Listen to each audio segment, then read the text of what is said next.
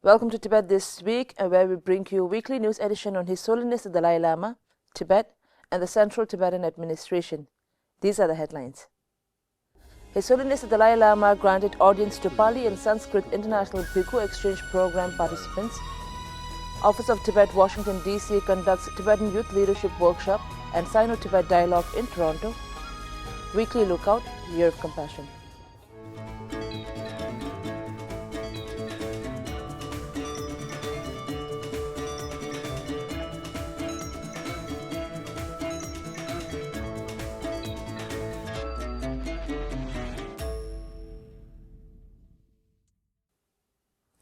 On Monday this week, His Holiness the Dalai Lama granted audience to the fourth-year participants of the Pali and Sanskrit International Bikkhu Exchange Program at 𝑻𝒊𝒃𝒆𝒕 Debate Ground in Mundgot, South India.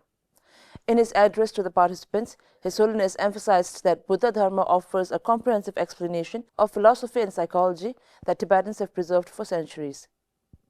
His Holiness highlighted that Buddhist philosophy's fundamental root in studying mind and the concept of reality has led to a steady rise of interest in studying Tibetan Buddhism among Western scientists and general Chinese population. Buddha Dharma,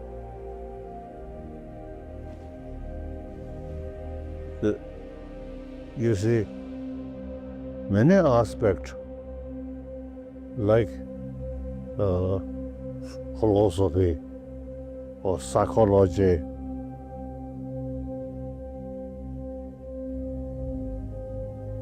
and when we explain Buddha Dharma, they including about psychology.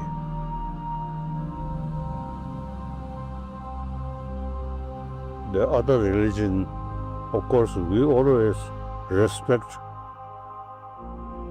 but the more detailed, the rich explanation, Buddha Dharma, which we Tibetan kept, you see, about the psychology. And then I think nature, what is the reality, that also, you see, explained. So now today, China, more and more Chinese now showing interest about Buddha Dharma. So,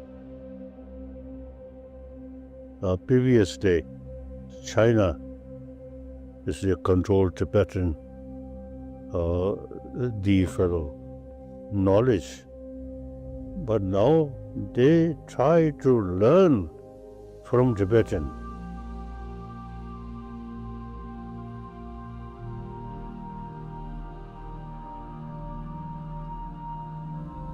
So our knowledge, it seems, I think, a very useful knowledge. And our knowledge, not only just a mere knowledge, but practice. So result, peaceful mind. Thank you. Thank you. Over the past week, His Holiness has also granted audience to over 1,000 people, where His Holiness reaffirmed his long life. Rinchen Khanto Krime, national convener for the core group for Tibetan cause, along with his family, also received personal audience from His Holiness the Dalai Lama. Speaking to Tibettv, Rinchen Khanto expressed joy at seeing His Holiness the Dalai Lama in good health and encouraged Tibetans to persist in their effort for the Tibetan cause. He affirmed his belief that Tibet will be free one day. हम लोग तो activist है, तिब्बत के लिए हम लोग काम कर रहा है और हम लोग तो पूरे तिब्बत आज़ादी के लिए लड़ रहा है, क्योंकि हम तो ये पुराने इतिहास जो तिब्बत का है वो फिर दोबारा उसको स्थापित करना चाहते हैं। जो तिब्बत एक आज़ादी देश था और पूरे आज़ादी के साथ, और इसलिए हम लोग चाहते हैं कि पूरे इनसाइड और आउटसाइड तिब्बतन्स जो है, तिब्बत के अंदर में है या बाहर में है, आप लोग पूरे हिम्मत रखिए, तिब्बत का आज़ादी होगा, ये हम लोगों का पूरा संकल्प है। क्योंकि तिब्बत आज़ाद होने से ही हमारे भारत के लिए भी बहुत बड़ा इशू है, क्योंकि हमारे देश का सुरक्षा का उसके मामले के साथ में जुड़ा हुआ है, क्योंकि Tibet was a buffer zone. आज हम लोगों को चीन के साथ में, और हम लोग अभी तक भी तिब्बत सपोर्ट ग्रुप के जितने लोग हैं वो इंडो चाइना बॉर्डर नहीं मानते, हम लोग इंडो तिब्बत बॉर्डर मानते हैं। और हम लोगों का एक बहुत बड़ा प्रोग्राम है कि हिज होलीनेस को पहले भी हम लोगों ने पूरा गवर्नमेंट ऑफ इंडिया को अप्रोच भी कर चुका, गवर्नमेंट ऑफ इंडिया को प्रेस भी किया है। उसमें हिज होलीनेस को भारत रत्न जो है, हिंदुस्तान का जो सिविल अवार्ड सबसे बड़ा अवार्ड है, उसको उनको हम लोगों को उनके किसी तरह से उनको डेकोरेशन करना है, उनको भारत सरकार की ओर से देना है। इसके लिए हम लोग पूरे लगा हुआ है। A 3-day Tibetan Youth Leadership and Capacity Building Workshop was organized from December 28th to 30th, 2025 in Toronto, Canada by the Office of Tibet, Washington, D.C. in collaboration with the Tibetan Canadian Cultural Centre. The workshop brought together around 40 young Tibetans from Toronto, Ottawa and Calgary with several community leaders as trainers and speakers. Curriculums like advocacy training, interactive group discussions and presentations, meditation class, and lectures were designed for the participants to become valuable voices for Tibet. While in Toronto, the Office of Tibet, with the support from Tibetan Canadian Cultural Centre, also conducted the Year of Compassion Canada Sino-Tibet Dialogue on December 28, 2025.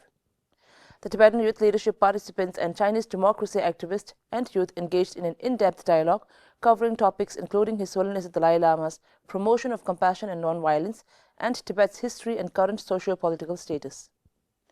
Representative 𝑻𝒊𝒃𝒆𝒕 in his opening remarks noted that although Tibetans face numerous challenges in their struggle for freedom and cultural preservation, under His Holiness's wise guidance, seeking understanding and consensus through dialogue remains the most important approach.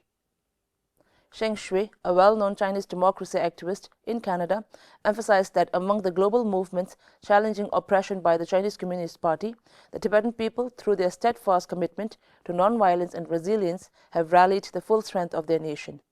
Their example stands out as a beacon of inspiration in the international fight for freedom, offering encouragement to all who seek democracy and liberty, including the Chinese themselves. As part of the Khotyn Year of Compassion celebration, Gangtok Khotyn Organizing Committee with the Gangtok Language Preservation Committee conducted a 4-day workshop this week for Tibetan children on the legacy of His Holiness the Dalai Lama. The Kulu Manali Local Khotyn Organizing Committee, along with community members, hosted a clothing distribution drive across Kulu Manali and Bundar areas to shelter poor and the needy family from the harsh winter. That is all for this week's edition of Tibet This Week. See you in the next one.